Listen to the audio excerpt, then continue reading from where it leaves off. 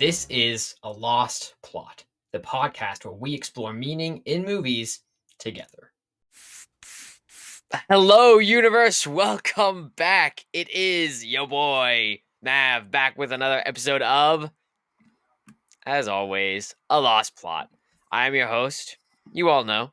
And today we have our wonderful guest back with us today. Well, I guess he's a co-host. I don't know why I called him a guest. It's Avalon. Avalon, thanks for being back. Hello, hola, konnichiwa, and leiho. Now, today we are reviewing... You could keep calling me a guest. I don't mind. A guest, a host. You know, he's on so much we don't know. We blur the lines. What we do know is what we're reviewing today, which is Ghostbusters Frozen Empire. It is the recent 2024 American supernatural comedy film, which was written by Gil Kenan and Jason Reitman and directed by Gil Kenan. And it stars Paul Rudd as Gary Gruberson, Carrie Coon as Callie Spengler, McKenna Grace as Phoebe Spengler, Finn Wolfhard as Trevor Spengler, and a whole host of other people that you all know and love from the previous movies. We're not going to go into all of them, but what we will go into is what it is about. Avalon, you want to give us the rundown? So, Ghostbusters Frozen Empire is a follow-up to Ghostbusters Afterlife, which we have not reviewed yet, but essentially, which is a continuation of the original Ghostbusters movie, which we have reviewed. So it's like present day. The Ghostbusters team has changed a bit. Ernie from the original Ghostbusters team is now like a richer guy, and he now funds the Ghostbusters. And so like there's this new like the family of what's his name, Spengler, the Egon Spengler. Yeah, Egon original? Spengler. Yeah. Yes, like his daughter and her family are now the team that comprise the Ghostbusters, and they so like they're just going around hunting ghosts in Manhattan now. So like that's become their job in a way. Though yeah. I guess and in the course of things, they come across this ancient like artifact with runes on it, and it's like clearly it's got some ghostly presence about it. It's getting a lot of readings that are off the charts, and they start investigating what this thing is, and then they begin to realize it's like an ancient god or something trapped inside, and then it's trying to get out, and it's yeah. Yep, yeah, and it moves on from there, but that pretty much is what you got. So based on the 9-point rating system that we use to analyze what we think of movies. If you want to check that out, check out our website. We're not going to do too many plugs here, though. But anyways, the 9-point rating system, what did you give this one? My score is a 3.85, but that's based on the rating system. I would say this falls a little bit more in line with the original Ghostbusters as far as tone, and like this is more of a comedy than an actual like full-on story. Though there is probably a better story than the original Ghostbusters, but that's not saying much. So, I mean, I would agree with that. I would agree with that. What you will. The question is, does this spread across the gamut of both comedy and, ghost genre, whatever, horror, thriller, whatever you want to, like, does it stray enough into the action world that we can take a bite at it, or is it still too far gone? We'll have to see. I gave mine a 4.35, so I'm actually surprised I got a higher rating than the other boy did, but we'll see why. So here we go. Yes, the opener. Let's start off with a good old analysis of how they brought us back into their world. Did you think they really engaged us, really caught our attention, and I want to keep watching this movie? Let's also set a little bit of precedent here. I have seen all 4 plus the spin-off, or we'll not talk about that one. They're like, I've seen all the Ghostbuster movies, more or less. And so I'm very familiar with how these movies start and such. I wasn't sure. So I did kind of like how they opened it up. Like, because the opening was like, they actually go back in time to the 1900s when the Ghostbuster fire building is actually a firehouse again, like when it was actually a Uh-huh. and they show like some incident that takes place at this like adventurers club where like, the firemen get called and they break into a room and everyone is frozen. There's ice everywhere and everything is like solid ice and and it's Yeah. not clear what happened. Except Yeah. there's like this guy in armor holding a metal ball. That's all we can tell. True. I thought that part was fine. It was Mhm. interesting to me more so because this moved. Now, granted, I haven't seen all of the Ghostbusters, so I will say Yeah. that. But this made me think a lot about how a fair amount of modern superhero movies start with a ominous bad villain doing something right off the bat to forebode their presence and give you a sense of, oh no, they're going to come. And then you have the good guys reappearing on the scene and reasserting their dominance in this world by taking on the danger in front of them and all that kind of stuff. And so Mm.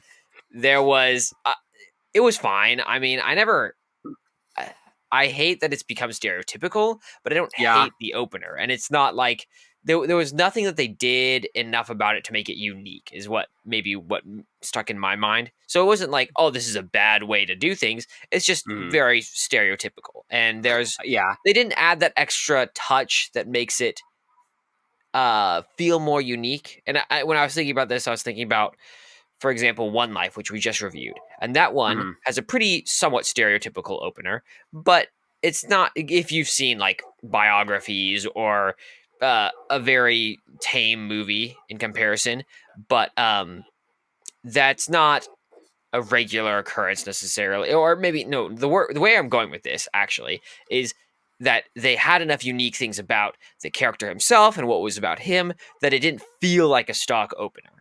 And Mm. so I was saying, like, if they had just added a few small techniques, it probably could have made it better. But Mm. it was fine. It was fine. Yeah. No, I didn't even think about that for the beginning. I probably should have. When I was watching it, I didn't notice that because I was just thinking in terms of Ghostbusters. I wasn't even thinking in terms of superhero stuff. Uh huh. I could see that now that you've made that comparison. I still kind of like the opening just because it is different for Ghostbusters, but Yeah. I could see the comparison. Yeah, and it's not like it opens like other Ghostbusters necessarily do. So Mm-hmm. that is fair. Mm-hmm. I saw it more as a cultural opener than necessarily a Ghostbusters opener because it's definitely different from the other Ghostbusters. But Mm-hmm. yeah. Anyways, nothing to sneeze about. The main character. Who was the main character? I mean, I just put Phoebe down as the main character. I Mhm, don't know if that was completely accurate, but I mean, in the prior movie, Afterlife, she was definitely a central character, like the main mhm, character the story followed. So, and it kind of seemed to follow that trend. I mean, it does like follow her brother, Finn. I mean, both movies kind of follow Finn around a little bit, so he's kind of a central character too, but I mean, it more follows Phoebe more than Finn. uh-huh. So, and in relation to the story and plot of this movie, like more things related to the central conflict happened with Phoebe as opposed to Finn on Yeah, his own. yeah. So, in that regards, she's more of a main character in that regards. No, I agree. I thought that some people might think of, say, Gary as a main character because they spend a significant amount of time on him. But honestly, Mm, Phoebe does get the most screen time, the most character mm, development. So I'd mm. probably agree with that. Did you think her character development was compelling, or what was your thought on her as a character in this story? She was a better character in Afterlife, from what I remember. Okay. In Afterlife, she was more of a kid. Like she's like going to school kind of thing. In this one, she's a teenager now. Hmm. In I guess that they were going for the rebellious teenager kind of look for her. I guess Hmm. her actions and motives, like she's clearly not happy with what her parents are telling her to do. Like she's kind of being kicked off the Ghostbusters team temporarily until like she's older. Um, and she doesn't like that. I mean, I guess you understand why she's upset. I mean, there's some understanding, but it's not like super developed, I guess. Uh-huh. Also, like some of her actions in this movie didn't make a whole lot of sense. I feel like they needed to explain more of her actions and thought process.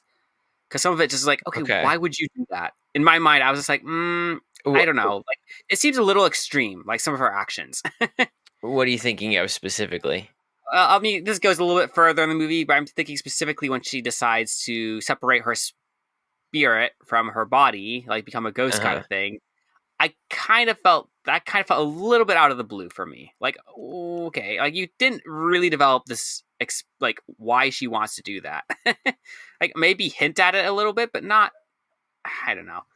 I'm not I don't really feel like going to bat for Phoebe, to be honest, because Yeah. obviously I didn't give this a crazy good rating. But at the same time, to kind of play the devil's advocate in this case, Mm, um, I don't know that they spell out a lot in this movie. They spell out a lot hmm in very explicit terms. Like they take a Chekhov's gun, right? Cock it, and then kind of like dangle it in front of your face and go, "This is what's about to happen." Okay, now hmm let's do it. You know, Yeah. with for example, the fire guy and all that kind of stuff. Uh Yeah. Literally just right in your face. So this Mm, was one of those things that wasn't that way, and I think with the way they set up everything else, you would almost expect it to be hmm right in your face. I saw some of the things that hinted toward it, such as, I mean, obviously it developed with the lack of connection that Phoebe felt in her family and with these other things. And then she has that discussion with what's his face, who was the original Ghostbuster, about Yeah. is it like to be a ghost and things like that. So I thought that they set up enough that it was decent. I had a hmm problem with her playing chess in the middle of Yeah. uh Ray Stance. That's who she's talking to. yeah, race stance. I don't understand why a kid would be allowed outside to play in the park chess by herself in the middle of the night in New York City. That was a bigger problem in my mind. Like, what kind of idiot lets that happen? But whatever. It's Maybe a I'm very just nice looking New paranoid. York City. Yeah, no problems at all. A young 15-year-old girl can just walk outside and have no concerns. That sounds nice. Like, I hope that New hmm York City's like that. Um, Not really visited, so I can't say. Anyways,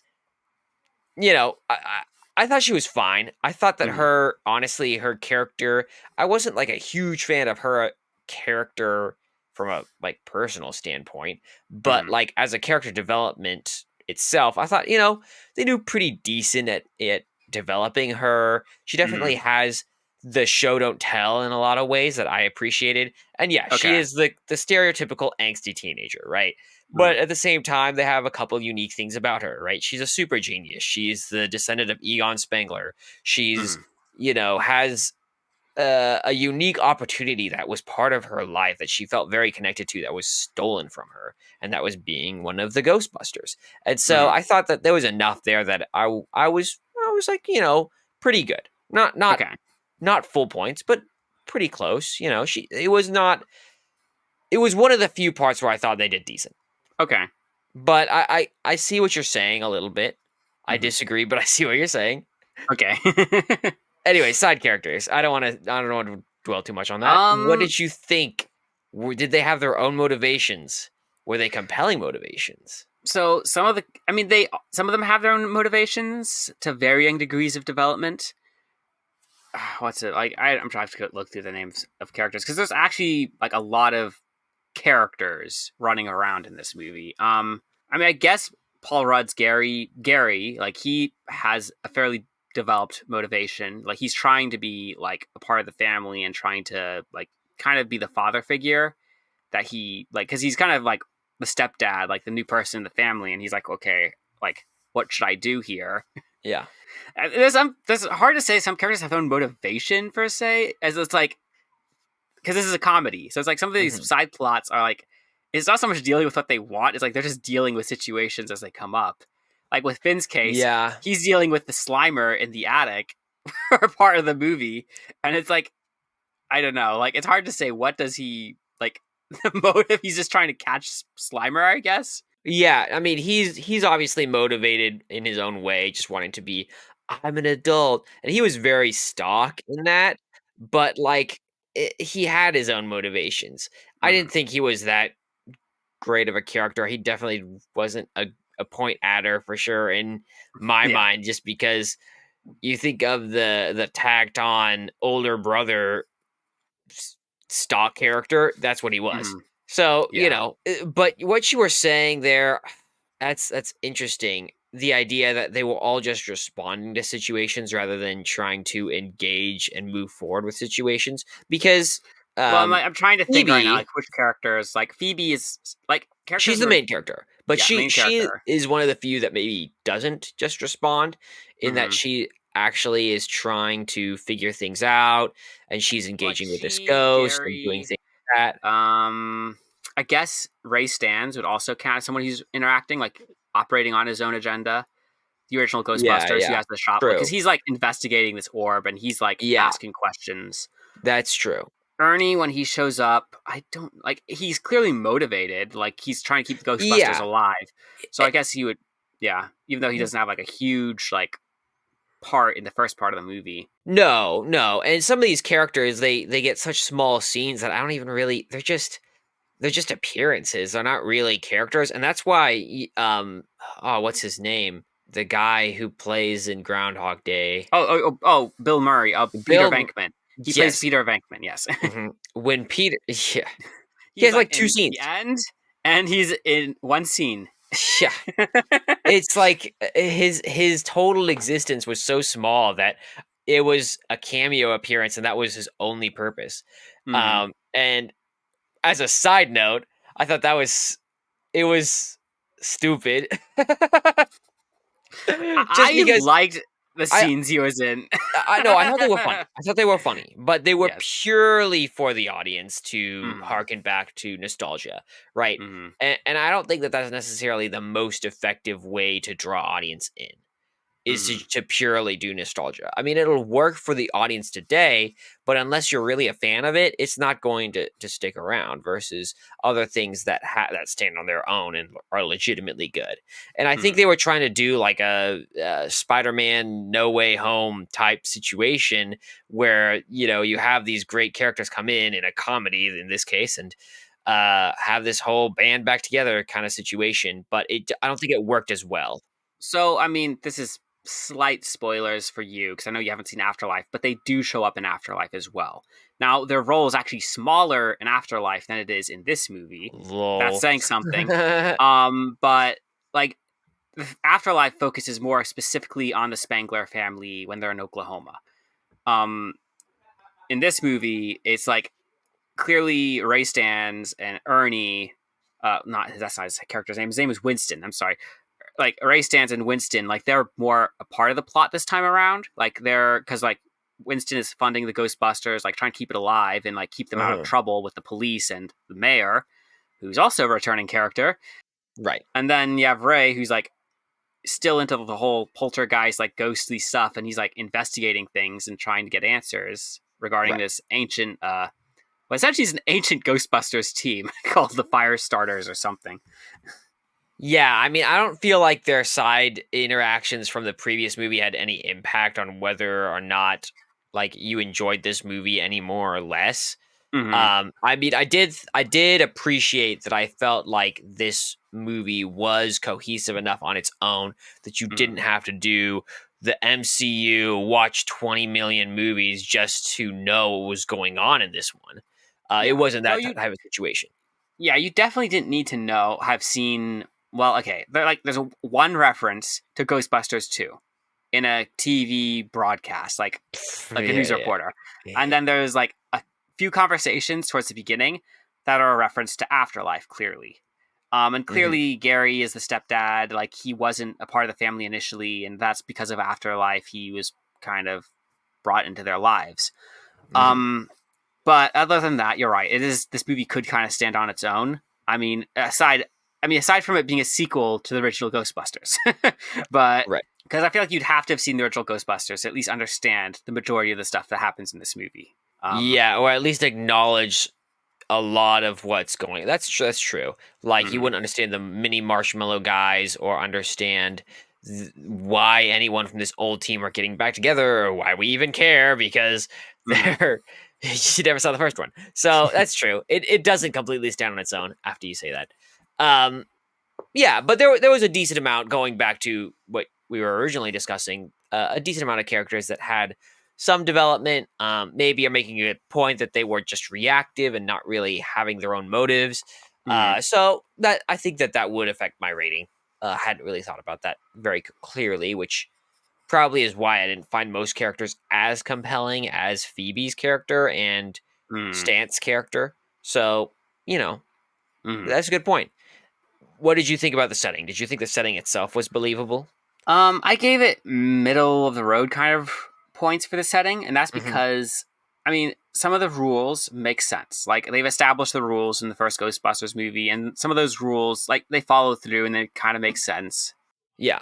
There is one thing they said in the movie that didn't make sense, because if you remember the first Ghostbusters movie, they kind of got the firehouse, like, randomly kind of thing. Yeah. In the Yeah. Yeah. Yeah. And so they almost make it sound like they intentionally chose the firehouse at one point in the movie. It's like, wait, that's not what happened in the original Ghostbusters. Okay. I That saw was that as one more thing. coincidence, but I don't know. Like, are that you stood out saying in my mind.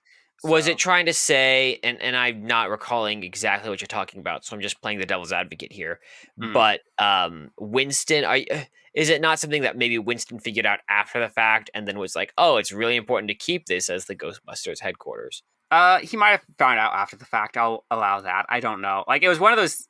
I think one of those in the moment things that like stood out to me because it's like, wait, hang on. Like, when I was Yeah. watching it, I didn't really think about it too much, but it was like, Yeah, it yeah. did stand out. The only other thing about the movie, there is a few questions I had about the authority in this movie, like the police and the mayor. Ugh, Like, I don't know. Like, I feel like if they're the mayor uh, and the police, like, they would have more authority in this movie than they actually had. It felt like they were told things, the Ghostbusters, and they just flagrantly disregard those rules and like orders, and they get away with it or something. And it was just like, I don't know. Like, there was just a few yeah. scenes that didn't connect, and it was Yeah, just like, that's true. from a setting perspective, it was like, okay, these are the authority figures. Either the authority is really lousy in this movie, or this doesn't make any sense. And yet, New York City is so safe that people could just walk around at night with no concern in the middle of the park, I guess so. and you could be 15-year old. Yeah. Mhm. Anyways, The only other true. thing I'll say about the setting, is they try to develop things in this movie. Like, clearly they're branching out the Ghostbusters like mythos, I guess. Okay. And I did have a few weird questions. I mean, I don't know. Like, I guess they were trying to figure out how to if there was ancient Ghostbusters in ancient Egypt or Mesopotamia, whatever. Like, how would they capture ghosts? And it was like through fire, and like when Oh, they're introducing the fire starters, which I guess. And that's the part of this movie that makes me think more of the MCU or superhero movies, like, because this is clearly a new thing that wasn't in any of the other Ghostbuster movies. right. Yeah. I did think it was an interesting ad for, and I will say that Nadim, the character who is the fire starter dude, was hilarious, and Yes. as an addition to the movie, was my favorite part of the movie. Not gonna I lie, I, I agree. Yeah, every scene with him in it was a great scene. yeah, he very funny. I was Mhm. not expecting. I thought it was Taika Waititi at first who was playing him, but I was wrong. It was a different guy. Um, I just appreciate Taika whenever he shows up on the screen. But Oh it my was word. Kumail Nanjiani. So Okay. good job you for doing that because you made me laugh a lot and it was good. It was one of those parts where I was, you get your money's worth just off of him. So Mhm. he had his own motives. I will say that guy Yes, just he was wanted to. fully developed. He was fully developed as the quintessential bum who wants to aspire to something but just can't, and then Mhm. has destiny thrust upon him and Or it's like he is makes excuses for his actions, and then it's like suddenly destiny is thrown upon him, and he doesn't know what to do with it. yes. It's pretty good. Enough on that. The compelling motives. Did you think there was any of those for the protagonist? Like, as far as motive, like, they want to be Ghostbusters. Some of these people are like, oh, I want to hunt ghosts, I want to continue this legacy kind of thing. So I mean, in that regard, it's like they do want this. So I mean, it's not like they're acting on what they want. Hmm. I mean, as far as compelling motive, I don't know if there's a motive per se, except to get ghosts. Like, there's no like moral like reason. Oh, we must get Ghost or something. I don't know. Right, and some of that goes true, and maybe Phoebe's a little bit different from the rest of the characters in the story. But did you think Mm. that her conflicts, was there a reason for her to be involved in the plot specifically? Well, in regards, she wants to be a Ghostbuster. So clearly, like, she doesn't like that she's been kicked off the team temporarily, even though it is temporarily. She just doesn't like it. So when she runs into this ghost girl, who I can't remember her character name, but Melody. Melody, Yeah. yeah. Like when she runs into Melody, it's almost like okay, she clearly knows what a like. She's not phased by the appearance of a ghost. She's like, I've seen ghosts before, but then they have these interactions, and it's like, okay, um, I guess there's some motive there. Where she's like trying to understand like Melody. I guess like Uh-huh. also they kind of have a friendship kind of going. Yeah, and I think that that's more of where her story is. It is a good point to say, well, that story only is for a lot of the plot, it's tangentially related to some of the other things. They weave it Mm-hmm. together okay with she's almost like the response that Phoebe goes to after she's not allowed on the team. So there is Mm-hmm. that. But yeah, I mean,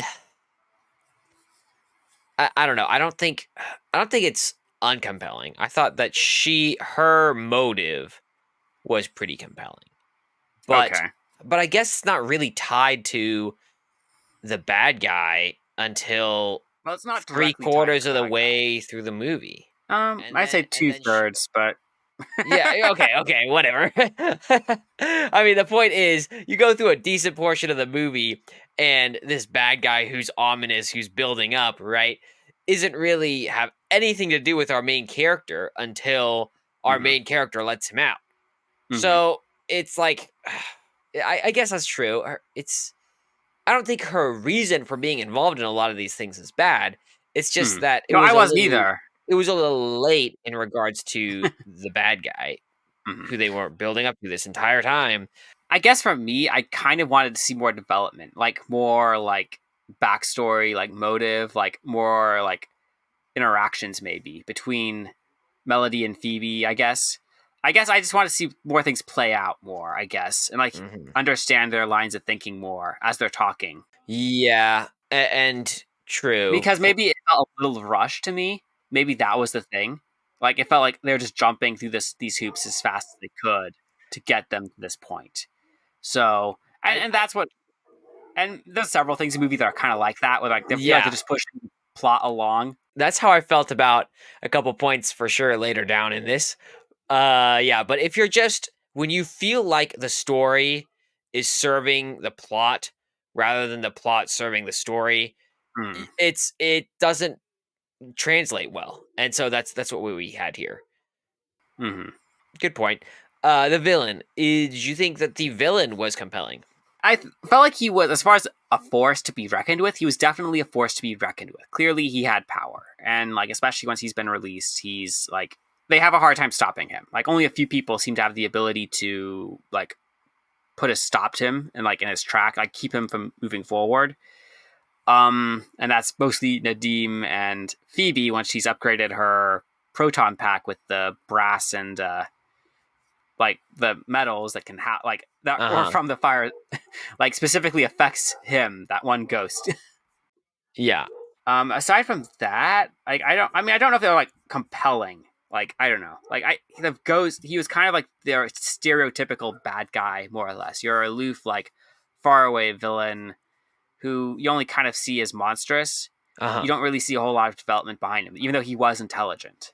When you have a villain like that, you have to have a lot of mystery and uncertainty around them, right? Mm. In this case, they spell out pretty clearly what he wants to do, which is to cover the earth in a second ice age or whatever they spout it out in the middle of the movie, right? Mm-hmm. That he's just here to kill everybody, and that's his purpose. And he's, just a big bad guy. So that's pretty much what you get. Um Yeah, he was a stereotypical villain from ancient times past, and I'm not gonna say he's the worst villain I've ever seen, but he was Yeah. pretty. And I think the point is that when you have all this unknown about him, you create uncertainty about what the future holds because you don't even know what he's Mhm. going to do. I think they clearly Yeah. spelled out what his powers are, who like where he comes from, and what he's here to do. And there was little uncertainty in my mind. You literally see this guy at the beginning. You go, okay, so he's going to get close to icing everyone over. Then they're going to fight him, and then through this flame guy in some way, probably through what's her face, Phoebe, and maybe I don't know something else. I did kind of predict Melody coming in to save at the end as well. Like you Yeah. predict that these elements are going to be there in some form or another, Yeah. and you are pretty certain that they're going to defeat him. And I think that was the bigger thing with the villain is he was so stereotypical that it didn't lend to heightened tension later on. I wasn't saying he was a bad villain, because I agree he had a whole lot of mystery around him. Like there was definitely that whole like, okay, you didn't know what he was going to do.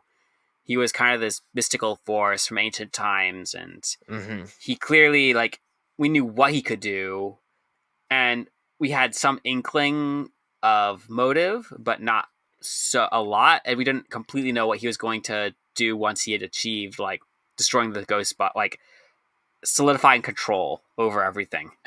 Yeah. So in that regard, I don't think he was a bad villain. I just think he wasn't a great villain either. And you don't have the same type of mystery that you get with, say, a ring wraith or some sort of horror monster that you don't know the origins of until the end, right? Mm-hmm. So I do think that there was some problems there. Um, what about themes? Did you think that there was a compelling theme that was portrayed or developed in the story through any of the characters or anything you saw in the movie? I mean, in a way, there is. I mean, this is almost a stereotypical answer, but I would add a slight twist to it. And because kind of the central idea of family is brought back again from this movie, but I would say it's also about unity, like within a family. I guess because like there's Hmm. almost this idea of like a family sticking together, like not dividing kind of thing.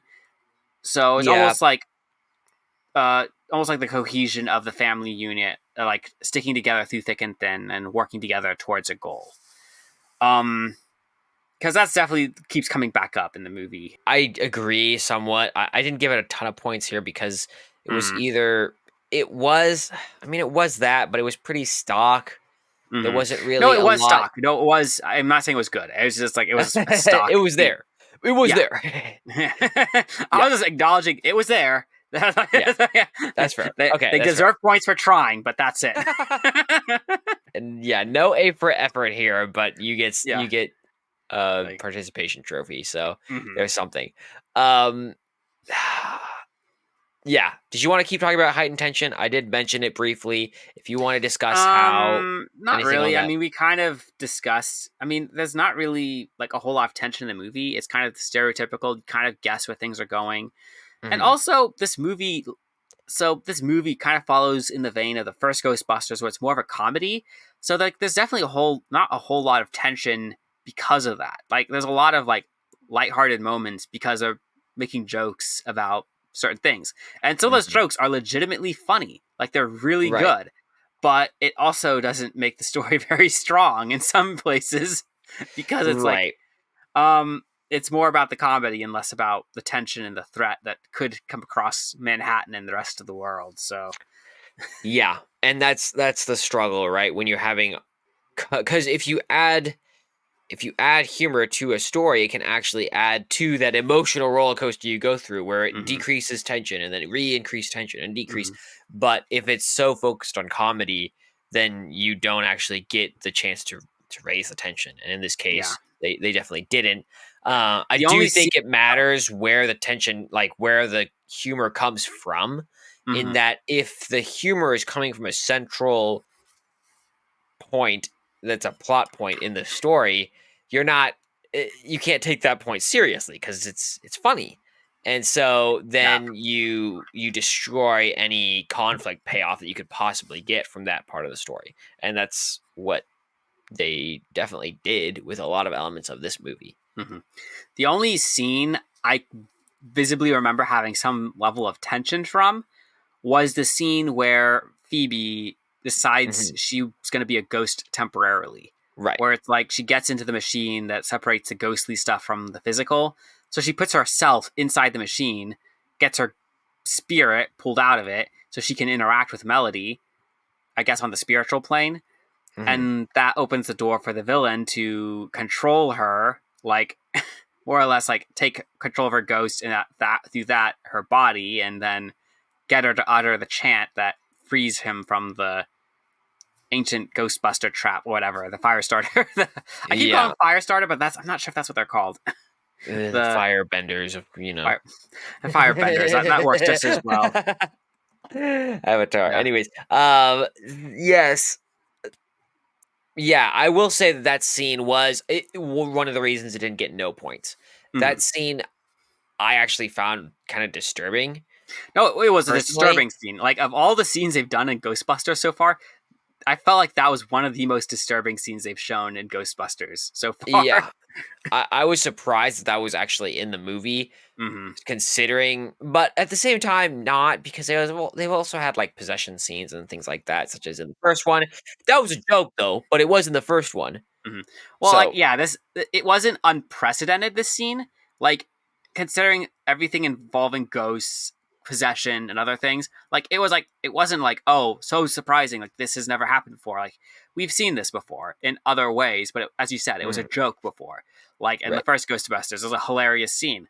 This is not a joke. Like when this happens, it's the villain taking control of someone to affect his own ends, more or less. yeah, And it's a it is a disturbing scene because of that, and rightly so. yeah, yeah, a little uncomfortable, but that's what can I say? So Mm. they got some points from me in that regard, but not a ton. The world shattering loss. Did Phoebe experience world shattering loss from this movie? Did you um experience a world shattering loss from this movie? the only scene I could say that same scene we just talked about might have qualified for some loss, and that's only because like she was legitimately tricked by Melody, Mhm. Yeah. and so it's because of her foolishness, her actions, that the villain escapes, and she understands it was her fault that this happened. So like she kind of blames herself. So she blames herself afterwards, like I did this, like I caused this to Mhm. happen. So like in a way that is her world shattering loss, though really it's brief and Yeah. it's only for and it's mostly there just to acknowledge that she did it, I guess, and gives her Yeah. the reason of I guess it's a scene where the family comes together and comforts her. So I guess the whole idea like uh engaging with the theme of family, I guess. Mhm. Yeah, and you see that especially when Gary goes to interact with her and whatnot, trying to be the good father figure in her life. Yeah, it's definitely a low point for her. It Mm-hmm. wasn't amazing, but it was there and they definitely Mm-hmm. tried. So participation points again and that kind of stuff. Is there a big revelation in this movie? Maybe to deem as a fire starter. I don't know. Is the I don't know. Uh, I don't know. I mean, and the ghost girl working, like Melody working with the villain, like that was kind of shown to the audience at one point, Hmm. so it wasn't a super surprise there. Yeah, I'm hard pressed to say there was a huge revelation anywhere in this movie, right. even, and that's not really a surprise ending either. It's just like, okay, this all kind of fits in with the it's like it's all like a big puzzle where it's like they put things together, create this line, and it's like, oh, it all fits together perfectly. It looks great, but it's not really surprising because it's like, Yeah, oh, yeah. All the tricks in the book were tricks we saw because they made them very, very obvious in the movie, which is, it's a hard struggle. So I'm not going to say that revelation, having surprising twists in movies is very hard. I'm not going to say everyone should do that. I always say that, right? That's the mhm, most difficult part. You can still have a good story and not have surprise revelations. That being said, there should still be uncertainty in the story, which is going back to what I said earlier, different, but the revelations itself are difficult to do well. mhm, So they didn't. The only thing that they really caught me by surprise with was the fact that they could trap the old ghost in the old container And Oh, at that point, it wasn't so much a surprise, like a surprising ending, as much as I went, one, does that even fit the rules of this universe? Can they do that? And then second, because they have to use specific metals to do I all these other don't things. know. I guess And then second, it's just like at that point they had done one of those Iron Man 3 endings where it's like, oh, he's defeated. Oh, he's not quite defeated. Oh, no, he's winning. Oh, he's defeated. Oh, he's not quite defeated. Oh, he's winning. Oh, no. Oh, he's done, dude. He's done. I'll be honest. I hate it when movies take a story and like give it multiple climaxes, like multiple endings. Well, it feels like, Mhm. oh, the story's almost over. Like it's ending. Oh no, it's not. Oh, it's over. Oh no, it's not. Like they just keep doing that back and forth because Yeah. it's almost like they're trying to create like trick the audience. Like, oh, somehow it's cool or something. No, it's not. It's like you're psyching the audience out, and it's like I don't like it because it's like it's not doesn't have a payoff. Like there's no Yeah. point. It's just like Yeah. you're just having Exactly. it's like it's pointless and it's just irritating the audience really. Yeah. So Well, and it irritates me exactly. a lot because I notice it. Well, yeah, it's just like okay, going off what you said, it's supposed to. There's no payoff. That's exactly right. If you have, because you had three different things that all in their own right, theoretically should be a convincing Mm, conclusion to this, right? Whether it's the fire dude to defeat him mm, should be convincing in its own right to defeat him. But mm, then when he doesn't, it's like, okay, well now what was the point of that? Or if you have Phoebe melting down the special metal to put into her machine that she can coat her stuff with so that she can actually hurt the villain. Oh, that mm. didn't work either. What was the point of going down that and saying she's a super genius when she can't even solve it? Or the thing with So, Melody, where you're like, oh, she betrayed her master so that she could mm, save the good guys and turn to the right side and do the right thing. Oh, that didn't even solve it either. Okay, like, you know what I'm saying? yeah. No, the only thing I will say now that I'm thinking about it is like each of those three endings more or less gave some kind of arc to different characters in the movie. Like the first one Yeah. with like the Nadim is now the fire starter, like he can control fire and affect the villain now. The second one, like it gives Phoebe's family a chance to like bond around her as like they're trying to wrestle the demon god down. Uh, and then you have the old Ghostbusters team like trying to figure out a way to contain it, like create a trap that can actually contain Hmm. the thing. So like they turn the old storage unit, like they reverse the process, hoping it'll turn it to a giant ghost trap and suck it in. Uh-huh. So it's like it kind of, I guess, the way each climax kind of gives points to a different set of characters and gives them like a arc, sort of. I agree, and I I mean, think because I will say this, I noticed the multiple climaxes, but it didn't upset me as much this time around as it did in other movies I've seen. that. I have a few notable movies that I hate still because of uh, them. uh, This thing, but this movie didn't upset me as much. I didn't know why. It did bug me because I don't like it when it happened, but it mhm, didn't upset me as much as it normally did. And just yeah, like was thinking about it just now, and I think maybe that's why. Is because each ending kind of was trying to bring closure to a certain set of characters in the movie. right, But it is stilted. I will say that is a stilted way of bringing closure to each set of characters. yeah, and it feels like once again that it's the story is serving the plot rather than the plot serving the story. Right. Yes. And so that it's another one of those instances where it says, oh, we checked off that box rather than making it a part of a more compelling narrative that they're trying to demonstrate on the screen. Hmm. To play maybe the devil's advocate for you as well, there's a sense in which you could say that all of these things together point back to the theme that you were talking about earlier of unity, of, oh, they Hmm. all work together to solve this resolution. And so maybe that's Hmm. why it didn't bother you as much. It still Yeah. bothered the crap out of me. So I don't know where you're getting. No, I'm just kidding. But I think you could make the argument for that, which is fine.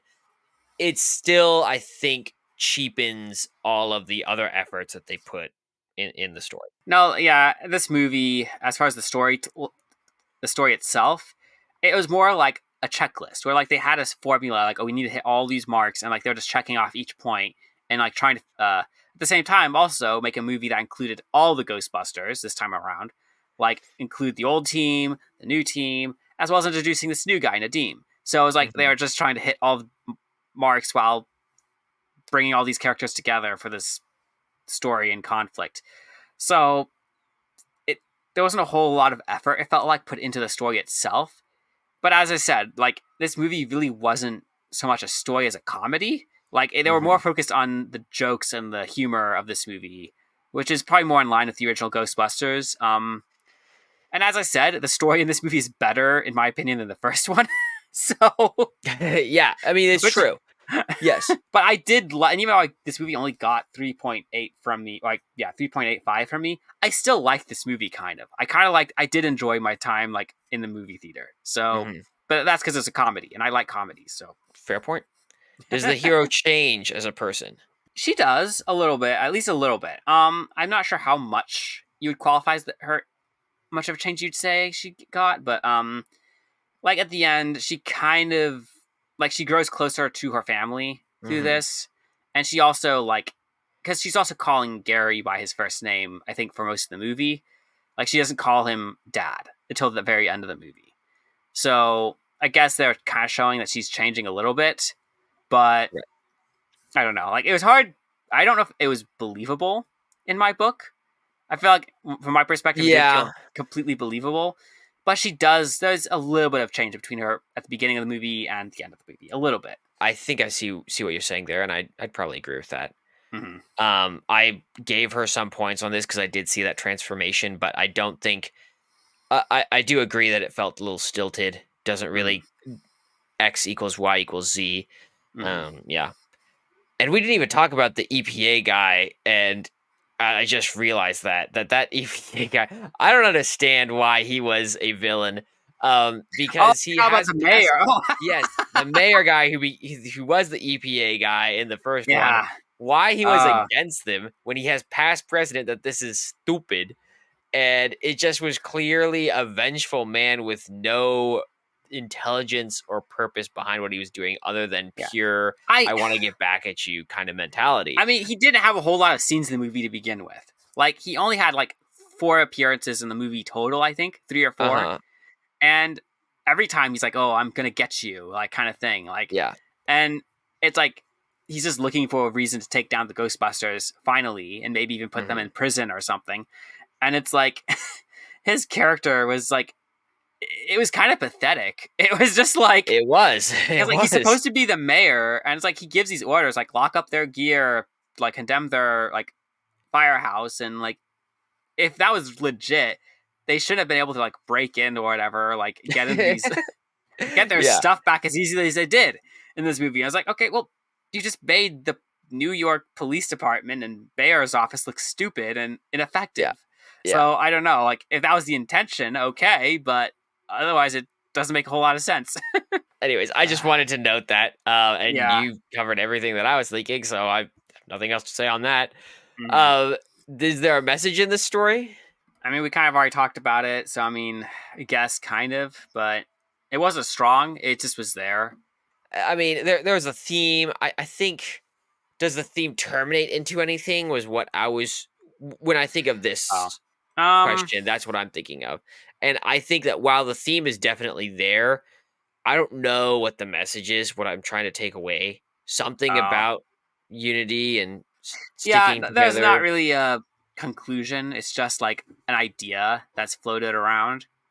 Mhm. There's some semblance to it. It makes sense. Right. Is it And compelling? I don't. It really wasn't a huge like driving force in them. I don't know. so, and I just thought of this, and this might let me throw this at you. Hmm. And this is going into the next question too. So I'll just combine it here, but let me just play out my thoughts for a second. Okay. The When you think of a message, right? Well, when you have a theme in a story, the Hmm. theme is the embodiment of some idea, Yeah. some hopefully some ideal, but not always. Maybe at the very least an idea. And Hmm. then you see that idea developed throughout the story until it comes to its conclusion. And in the embodiment of this idea, this person who is carrying it with them through the story learns and grows and struggles and has pain and suffering and all of this stuff. And they are faced with the same problem in different situations and have to grasp what it means, right?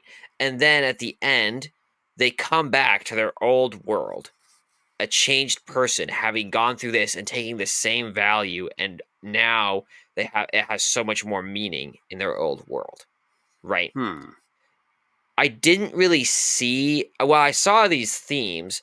I didn't really see a different world from the No, beginning to it's the not a end. different. No, like what you start the movie with, the first scene with the Spengler family, is essentially how the movie ends with them. Like it's the same, like relatively same scene. Them chasing the Mm. Chinese ghost dragon that they Yeah. started the movie chasing. They're chasing it again at the end of the movie. Hmm. So, and it's not really like it's not different. It's the same thing. It's not like their lives are improved better because of it. It's just back to business.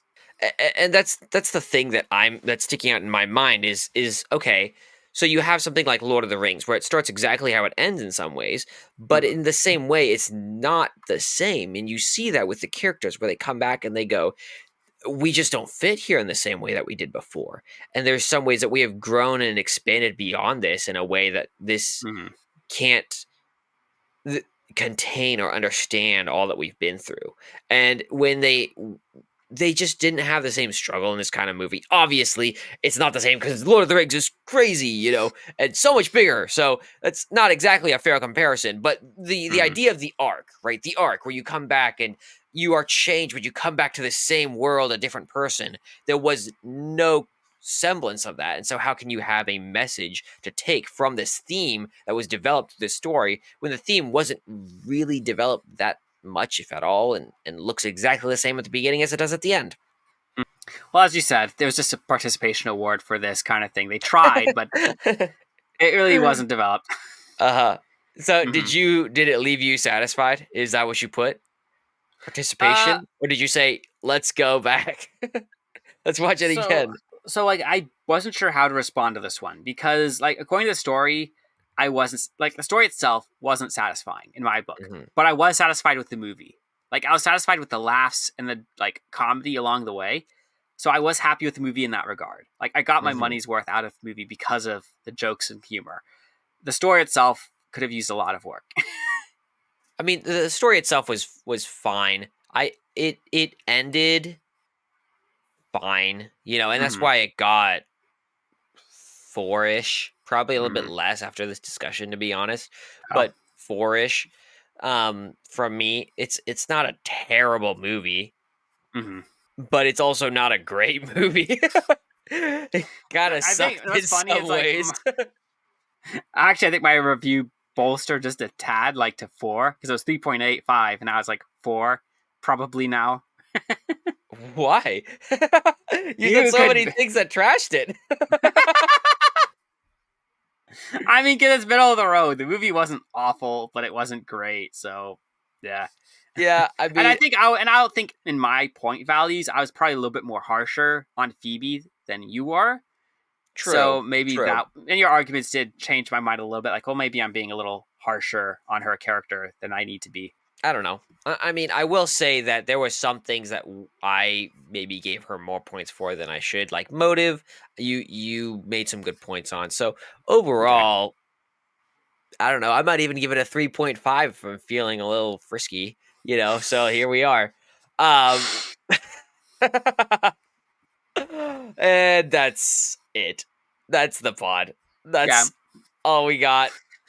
Should we even be doing any more Ghostbusters? I don't know. It always turns out the same. So leave us a note in the comments or in the review. You can leave on the podcast app. That's right. Or leave a comment in the YouTube channel. What we do care about is seeing you next week. So come on back. We'll be here. See you then.